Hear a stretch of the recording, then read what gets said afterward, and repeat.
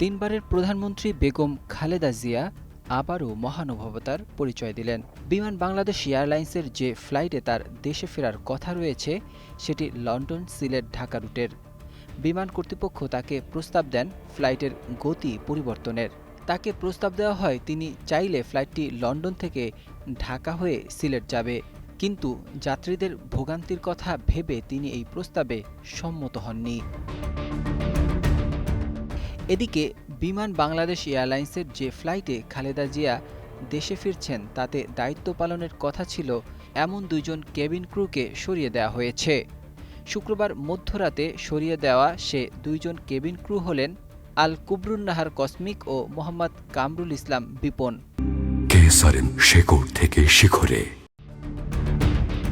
রোববার সন্ধ্যা ৬টা ২০ লন্ডনের হিথ্রো বিমানবন্দর থেকে ঢাকার উদ্দেশ্যে রওনা হবে খালেদা জিয়াকে বহনকারী বিমানের ফ্লাইটটি।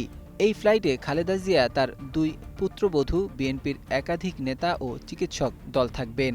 ফ্লাইটটি পৌনে ১০টায় উড়ে সোমবার সকাল ৯টা ৫ সিলেট ওসমানী আন্তর্জাতিক বিমানবন্দরে অবতরণ করবে।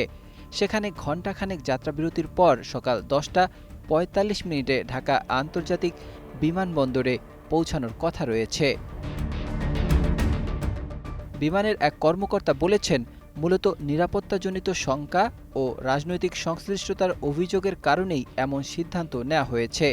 গোয়েন্দা তথ্যে উঠে এসেছে আল কুবরুন্নাহার কসমিক নিয়মিত ক্ষমতাচ্যুত প্রধানমন্ত্রী শেখ হাসিনার বোন শেখ রেহানার ফ্লাইট পরিচালনায় যুক্ত ছিলেন। এছাড়া আওয়ামী লীগ সরকারের সময় দলটির নেতাদের সঙ্গে ঘনিষ্ঠতা বজায় রেখে সরকারি সুযোগ সুবিধা ভোগের অভিযোগ রয়েছে তার বিরুদ্ধে। চাকরি জীবনে তিনি ১৮ বার কারণ দর্শানোর নোটিশ পেয়েছেন এবং শাস্তি হিসেবে একাধিকবার গ্রাউন্ডেড হয়েছেন। আর জুনিয়র পার্সার কামরুল ইসলাম বিপন দীর্ঘদিন ধরে সরকারি দলের নানা কার্যক্রমে সরাসরি যুক্ত ছিলেন বলে অভিযোগ রয়েছে।